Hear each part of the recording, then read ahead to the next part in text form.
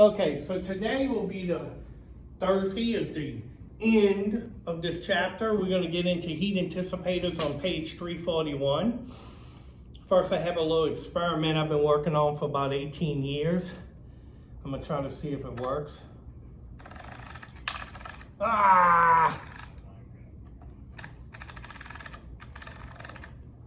Yes! Yeah! There it goes!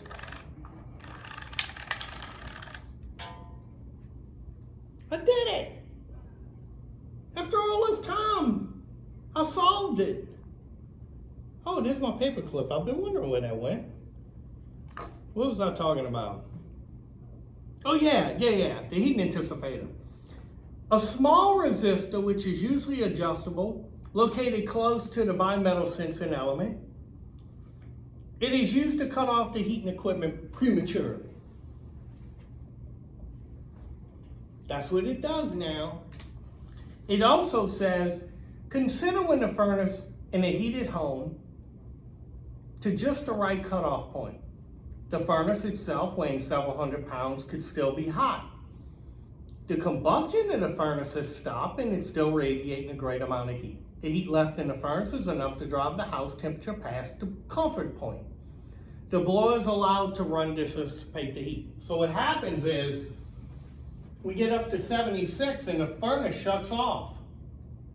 You still have hot air in your ducts and your furnace. Well, the blower stays on until the furnace cools off, blowing that hot air into the rooms. Now it's 78. These people aren't comfortable anymore. You understand what's happening here? What's that going on back there?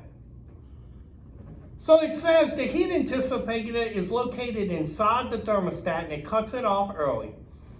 The temperature rise in the room is to the set point. When it goes over the set point, this is called overshoot.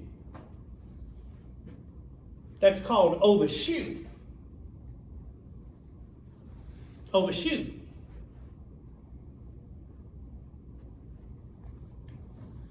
The heat anticipator gives off a small amount of heat that causes the bimetal to become warm. So this resistor gives off a small amount of heat to the bimetal sensor. The bimetal sensor is what we went over yesterday. It's right here. The helix, the round part of the bimetal here is heated by a resistor. The resistor is right in here. If you can see that, it's right behind it, right there. And it heats this up, making it think that the room is warmer than what it really is and turns off prematurely. So it's trying to reduce any kind of overshoot. All right. Next, it says the temperature drop of a heated room. So check this out. Let's say the thermostat is set for the furnace to come on at 73.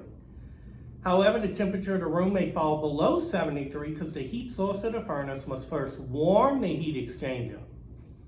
So now we're trying to get it to turn on at 73. Now the attic's cool, the ductwork's cool, the air's cool in the ducts, the furnace is cool, and you want it to turn on at 73. That's where we at right now in this little scenario. The temperature of the heated room will fall below the set point. So it starts blowing that cool air in the room. And the people are like, woo, is that air conditioning? I thought the heater was on. So what happens is it falls below the set point. That's called lag, system lag, L-A-G, lag. Room drops in temperature after it turns on.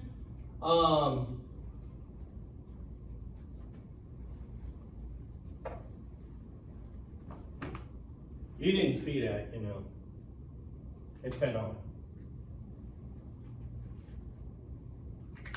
See? Never set off. It set on. And the cool air in the ducts and takes time for it to warm. In the meantime, it cools off, plus tax. And that's called lag. That's what's going on here. So the anticipator anticipates the heat. and shuts it down before it can reduce any amount of overshoot. And system lag is when it turns on and it's cool and it drops the temperature below the set point. The next phrase your book gives you is temperature swing. Temperature swing is pretty easy. It's from lag to overshoot, 71 to 78. That is called your temperature swing. The differential between the time it cuts in and cuts off is what? 3-degree differential. That's when your contacts close. Right here. Turn it on the furnace. It starts to cool, and then it goes up, up, up, and they open. The contacts open, turn the furnace off, it overshoots, and next cycle. So the difference between 76 and 73, the difference is the differential of 3 degrees.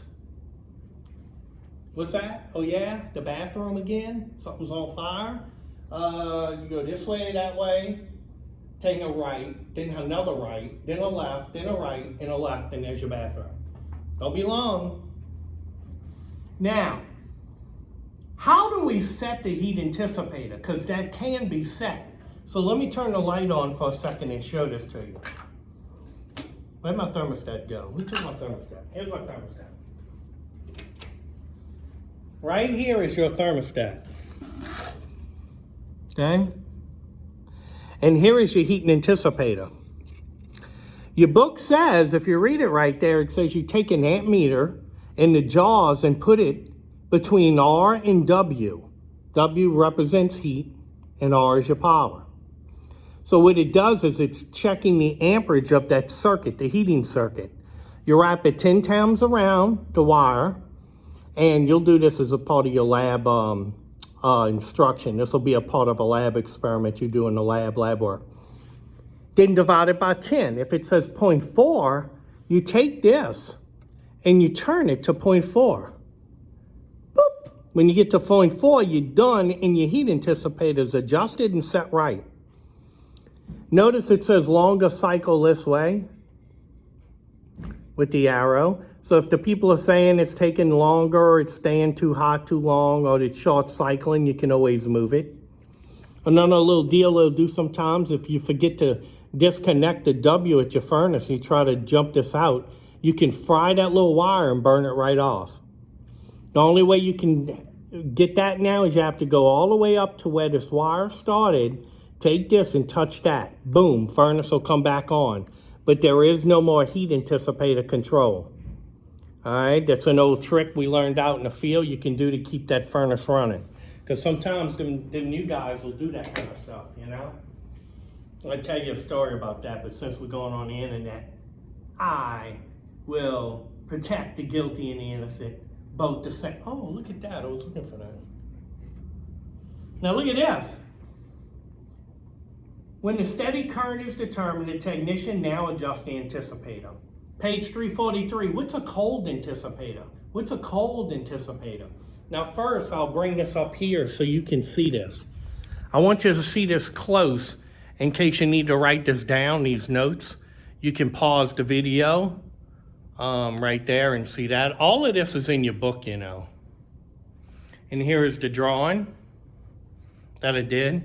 I actually forgot to press record and erase this a few minutes ago while I was doing a lecture, and I had to do this. This is my second time doing it. Actually, it's my fourth, but I won't get into the first two. So here we go.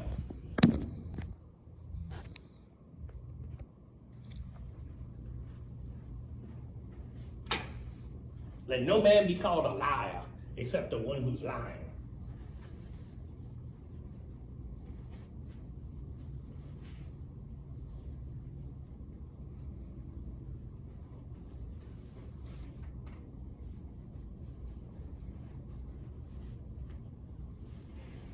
I went to McDonald's, they didn't have no food. They wasn't open. Because everybody's so scared of the virus. Oh yeah, be afraid. Be very, very afraid. And heed all the warnings. So McDonald's come outside with my coffee and gloves. Plastic gloves, and handed it to me. Including a little stirring stick, which was already wrapped in plastic. kind of an overkill there, but wearing plastic gloves reminds me of the Gold Club on Toulouse Street down Bourbon Street. Now it says the cold anticipator does what? A cool system needs to be started just a few minutes early to allow the air conditioning to get up to capacity. So not only do you have a heating resistor anticipator, they normally have one for the cooling side too. That's in there. I'm trying to show you a real good picture of a big one. I don't see one on here that's real big, bright for you to see. So what happens is,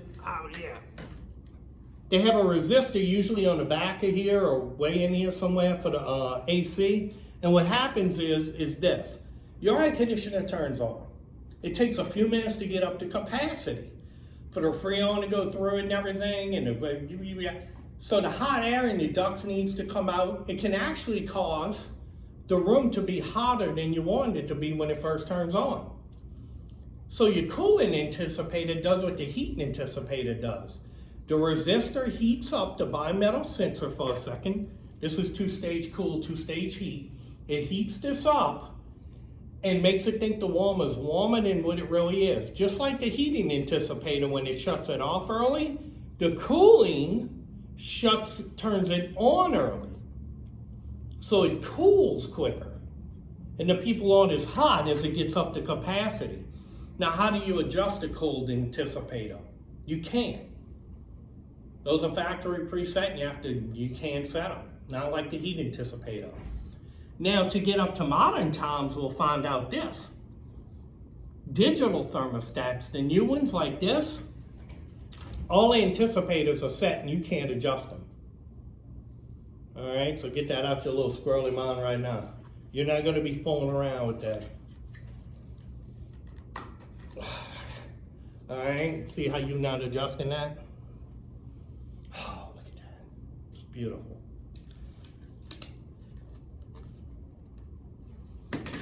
Now, let's turn the light on for a second and look at the parts of a thermostat. They have the thermostat cover. Now, what does the cover do? The thermostat cover is this.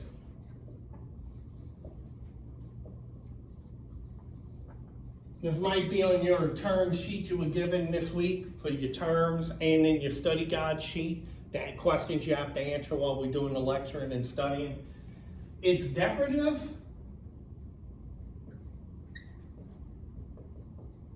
And protective. What? It's protective. That's it. There's your answer. That's all you gotta do. It is decorative and hey, that's the part of the thermostat. Sometimes the thermostat will have a small thermometer already attached to it. See the thermometer right here? It's on the cover. And then when you do this, you can see the thermometer telling you what the temperature of the room is. So that could be on there. Some of them it's not. Some of them it is. This one it is. Okay. This one it is. This one's got this one's electronic. Better put these together. We'll figure out how to put these thermostats together again. So look what it says. The thermostat assembly is underneath the cover. So here's your cover. Here's your thermostat assembly. That's the thermostat assembly. On this one, here's the cover and the thermostat assembly. The cover goes on top of the assembly. And then underneath that is the subbase. Cover, thermostat assembly, and then on the wall is the subbase. Now notice the subbase has what? So all your wires hook up. And why do you think they have a hole right here that goes this way and this way? And the reason is because when you hang this, you have to put a small level on it because these bulbs with the liquid in them, mercury, this has to be perfectly level for this to work correctly. That cannot be off. So they'll let you screw it in here and then move it up and down here, adjusting it. And then right here, your wires come out the wall and they go to here. And I'll tell you something else about these. When you make a hole in the wall for your wire to come through, heated air from the wall could come through here and affect the way the thermostats are operating. So you have to make the small hole for the wire to come through the wall, or caulking it or something. Don't be sitting there letting a ton of warm air come in and affect the thermostat, okay? That's not what we want to do. So that's a sub base. Another thing is the sub base has selector switch on it that's normally like this. Fan, auto on.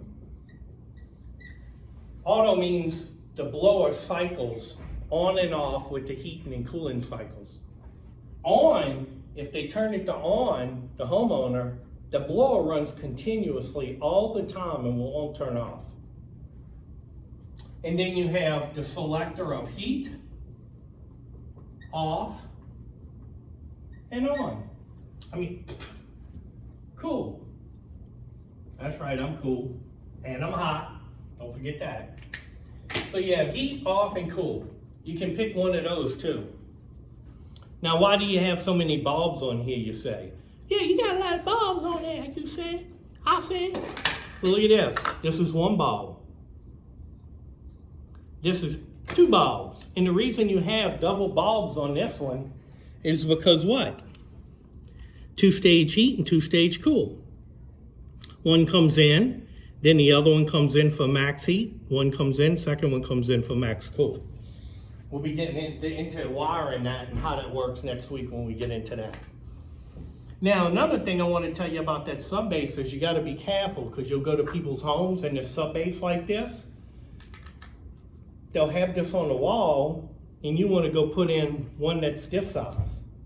So when you take this off and put this in, guess what's behind it? Wallpaper. And they didn't unscrew this from the wall, put the wallpaper there and screw it back to the wallpaper. They cut it out around it. So now you got some crazy looking thing with wallpaper cut out and paint behind it. So you have to watch when you change these in somebody's home, that when you remove one and put another one on, it kind of goes with the wallpaper or the paint color. If not, some of them sell a sub base adapter, and it goes around it and extends it outward. The round Honeywell's has a round one that goes out real wide, and it's the same plastic, same color as the thermostat, but covers up any kind of mess ups on the wall. Now on page 345, let's talk about a line voltage thermostat. What is a line voltage thermostat? That's simply a thermostat that uses high voltage. 115, let's say you have a heated X115, you go in the warehouse of a business, and coming down the wall, they have a 115 volt thermostat that's dedicated to heat only.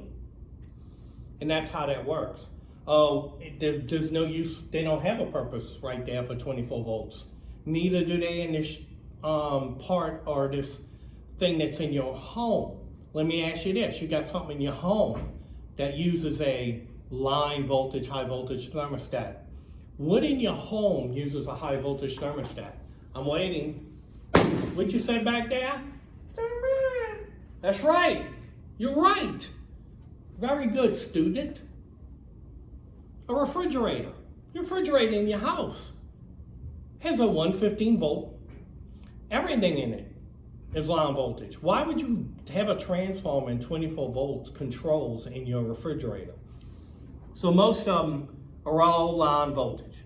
Now, 347 says, what's the purpose of sensing temperatures of solids? Well, that's pretty easy to understand. Let's say this was a thermostat.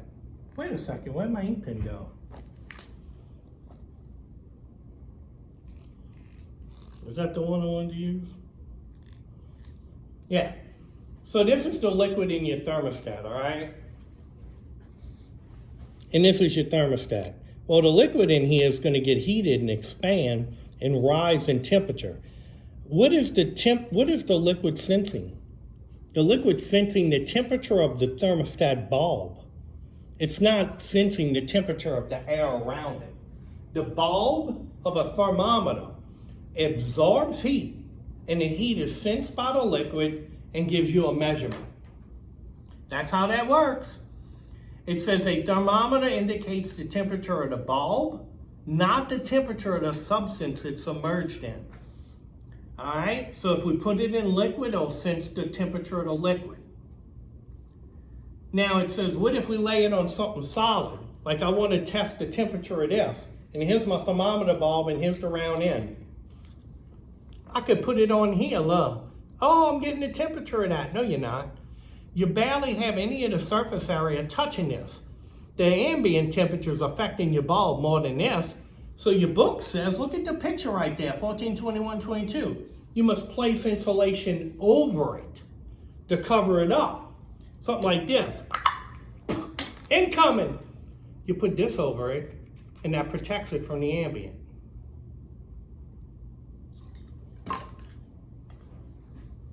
Now, motors can take a while, but I'm not going to get into cooling off motor thermostats because last week we had troubleshooting. We talked about overheated motors, compressors, and such things. That'll be for another time. And now it says, we'll finish this video right here. Measuring the temperature of fluids. What is a fluid? Your book says a fluid is this. This right here.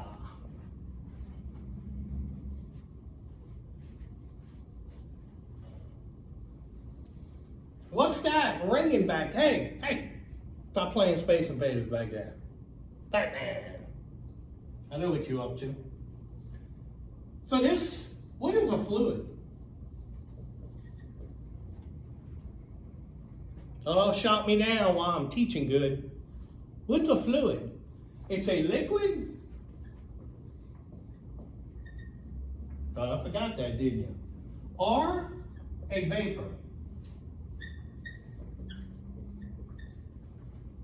Both of them have a fluidity about them. They're checked differently. We talked about a sensor bulb during thermostat week, and the bulb sits on top of the copper pipe. Then you have to insulate it, and it senses the temperature of the superheat of the gas. Fluid, you could just immerse it in the fluid, okay? So if you look at 1432 right there, they take the probe and stick it inside a well. They actually create a well inside a pipe. So let's say this is the pipe. And you want to measure the temperature of this water. Yeah, that's my water.